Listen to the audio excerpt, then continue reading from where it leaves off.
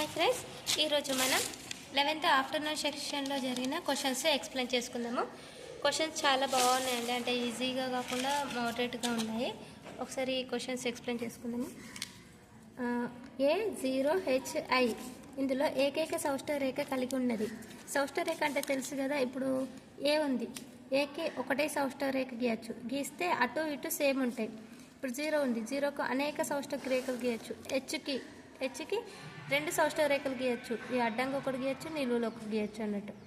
ఇక్కడ ఏకైక సౌష్ఠవ రేఖ కలిగినవి 2 ఉంటాయి, A అండ్ T. టీ కూడా ఒకటే గీయచ్చు, A అండ్ T. నెక్స్ట్ కొన్ని నెంబర్స్ ఇచ్చి ఆరోహణ క్రమం అడిగినట్టు 0.2, 0.22 ఈ విధంగా అడిగిరట ఆరోహణ క్రమం. నెక్స్ట్ 1/4 అనేది 1/16లో ఎంత వంతు అంటే 4th వంతు, అంటే 4 4 16 కదా, ఆ విధంగా.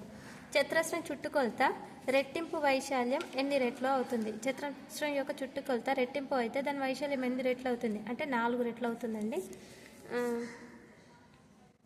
నెక్స్ట్ మొత్తం గర్ల్స్ బాయ్స్ ఇచ్చి ఇట్లా ఆడిషన్ లాగా అడిగిరట, ఇది ఒక క్వశ్చన్.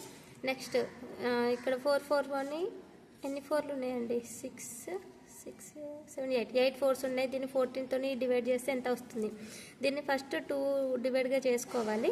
2 డివైడ్గా చేసుకొని 44తో కాబట్టి 41 1 ఉంది కాబట్టి 0, 41 1 ఉంది కాబట్టి 0, 44 1 ఉంది 0, ఇలా ఈ విధంగా వస్తుంది ఆన్సర్. నెక్స్ట్ మొదటి 25 సంఖ్యల మొత్తం ఎంత? మొదటి 25 సంఖ్యల మొత్తం అంటే అవేంటి, 2 3 5 7 9 ఆ విధంగా వేసుకుంటే మొత్తం ఎంత వస్తుంది? 161060 అవుతుంది. ఇది కాదు. n+1 n+3 గల ప్రధాన సంఖ్యలు ఏంటి? 2. Answer is 2. ఇక్కడ చూడండి ఫ్రెండ్స్, కనిష్ట ప్రధాన సంఖ్య కనిష్ట సంయుక్త సంఖ్యల కాసాగు ఎంత? కనిష్ట ప్రధాన సంఖ్య అంటే 2, కనిష్ట సంయుక్త సంఖ్య అంటే 4. వీటి కాసాగు ఎంత వస్తుంది? 4 వస్తుంది. నెక్స్ట్ 77 డివైడెడ్ బై 0.007 దీని వాల్యూ ఎంత? దీన్ని కూడా చేయొచ్చు, నేను నెక్స్ట్ వీడియోలో చెప్తాను. EVS questions. రైతులకు మేలు చేసేవి ఏంటి? వానపాము, చీమ, సాలీడు, పాము ఇవి మేలు చేస్తాయి. శాతవాహన కాలంలో ప్రసిద్ధి చెందినది ఎవరు? ఏ రాజు?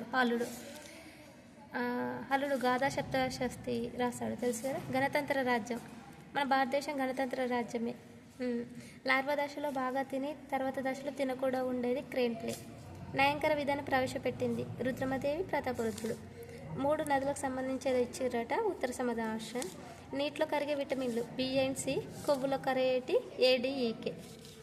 ఇది నిన్న వచ్చిన క్వశ్చన్ ఫ్రెండ్స్. √3375 15 × 15 క్యూబ్ ఉంది కాబట్టి, ఘనమూలం ఉంది కాబట్టి 13 × 13 × 30 15 × 15 × 15. Next Telugu questions. పద్యం ఏమో వేమన శతకం రిలేటెడ్ ఇచ్చారట. సింహాసన ద్వాత్రింశక ఇది కొరవి గోపరాజు రాశాడు. కీర్తి వికృతి పదం కీర్తి. విస్తరణ పట్టణానికి తోడ్పడే పట్టణం ఉపవాచకం విశాలంగా ఉంటుంది కాబట్టి విస్తర పట్టణం చేయాలి. మకుటం అంటే పద్యంలో చివర వచ్చేదాన్ని మకుటం అంటారు. పాలవల్లి అనే ఖండకావ్యం ఎవరిది?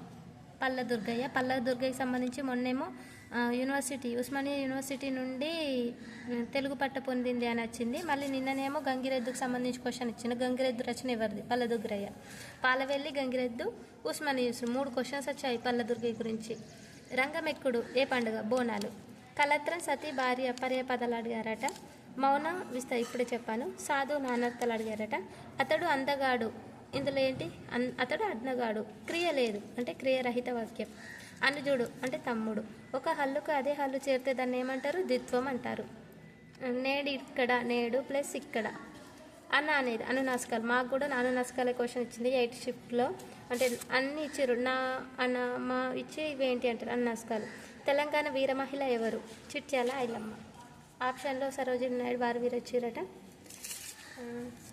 నెక్స్ట్ నేను ఈరోజు జరిగే క్వశ్చన్స్ మళ్ళీ అన్ని క్వశ్చన్స్కి సంబంధించి అన్ని టెట్ పేపర్ సంబంధించి ఒక లాంగ్ వీడియో చేస్తానండి. మీకు నచ్చితే లైక్ చేయండి. Thank you.